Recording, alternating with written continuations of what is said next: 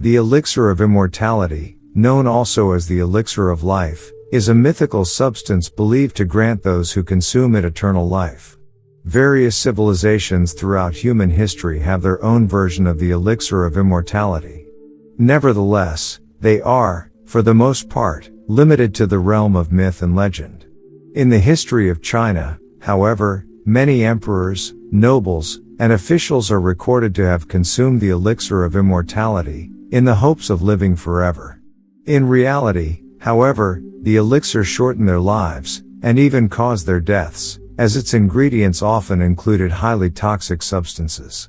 Still, this did not deter the Chinese elite from seeking the elixir of immortality, and this deadly substance is documented to have been consumed as late as the 18th century. The elixir across cultures and centuries. The elixir of immortality is found in various cultures throughout history. In ancient Greece, for example, this substance was known as ambrosia, or the nectar of the gods. The ancient Greeks believed that the gods attained their immortality by consuming this substance. A similar substance, known as Amrita, is found in Hindu mythology, specifically in the story of the churning of the ocean of milk. In this myth, Amrita was the last of the 14 treasures to have emerged during the churning of the ocean. In Arthurian legend, there is the Holy Grail, the cup believed to have been used by Jesus Christ during the Last Supper. Those who drank from the Grail are believed to be granted immortality. Lastly, medieval alchemists sought to create the elixir of life, and Nicolas Flamel is reputed to have succeeded in this endeavor. Although Flamel was a real person who might not have dabbled in alchemy, he gained a reputation as a master alchemist centuries after his death.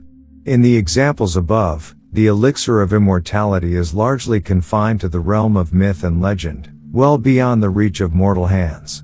In Chinese history, however, it was possible for mortals to attain the elixir of immortality, and many, normally members of the elite, are documented to have consumed it. The Chinese elixir of death. This elixir, however, not only failed to prolong their lives, but may have poisoned them, and even caused their deaths. The basis of the Chinese elixir of immortality is found in Taoist alchemy, which in turn is rooted in the doctrines of Taoism. Accordingly, there are two branches of Taoist alchemy, Naidan and Weiden. The former, known also as internal elixir or alchemy, refers to the doctrines, as well as physical, mental and spiritual practices that uses the human body itself to achieve immortality. Naidan includes Taoist meditation, physiological exercises, especially breathing and diet. On the other hand, Weiden focuses on the creation of the elixir of immortality by compounding various substances. In the later Weiden tradition, there are two main methods for creating the elixir of life. The first of these involves the use of mercury and lead, which are said to represent the principles of yin and yang respectively. Practitioners of this method believe that after refining and combining these two elements, a new substance with the qualities of the pure yang, or Chunyang, will be produced. According to Taoist belief, the pure yang is the state of oneness before its division into yin and yang. The other major method of the Weiden tradition entails the use of cinnabar, a mercury sulfide mineral considered in Taoism to be a yang substance. The mercury within the mineral is believed to be the true yin, and is extracted before being added to sulfur, a yang substance. The process is normally repeated up to 9 times, and the final product contains the qualities of the pure yang. Highly toxic. Mercury and lead, however, are both highly toxic substances, and exposure to them can have adverse effects on a person's health. Symptoms of mercury poisoning in adults include hearing and speech difficulties, lack of coordination, muscle weakness, and vision changes, whereas lead poisoning may cause difficulties in memory or concentration, mood disorders, headaches, and joint and muscle pain. High levels of either mercury or lead may also cause permanent damage to the kidneys and nervous system, and eventually lead to death. Although the two most important methods in the Weiden tradition involve mercury and lead, and cinnabar, other substances were also used to create the elixir of immortality. In 2019, It was reported that archaeologists in Luoyang, a city in the province of Henan, central China, unearthed a bronze pot with liquid inside. The discovery was made in the tomb of a noble family from the Western Han Dynasty, which lasted from 202 BC to 8 AD. According to the report, the pot contained around 3.5 liters of liquid, which archaeologists initially thought was some kind of liquor, as it was giving out an alcoholic aroma. Subsequently, samples of the liquid were analyzed in a laboratory, and it was found that it consists mainly of potassium nitrate and alunite. This led the archaeologists to conclude that the liquid in the pot is the mythical elixir of immortality.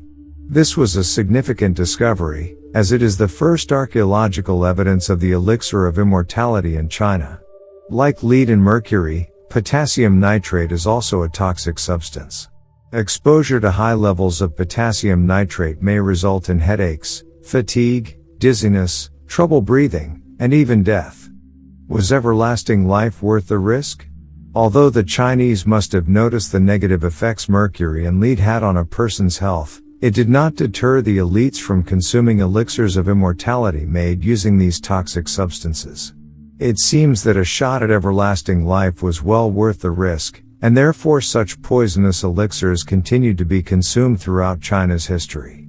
One of the earliest mentions of the elixir of immortality comes from the Warring States period, which lasted from the 5th to 3 Road centuries BC. A story is found in the Zhangguo Se, which translates to mean records of the Warring States, and the Hai Feizi, a collection of essays from the legalist school of thought, that involves the elixir of immortality. Both these works have been dated to the 3 Road century BC. According to this story, Qing Xiang, the king of Chu, was once presented with a Bu Si Ji Yao, which may be translated to mean medicine of deathlessness. In other words, he was presented with an elixir of immortality.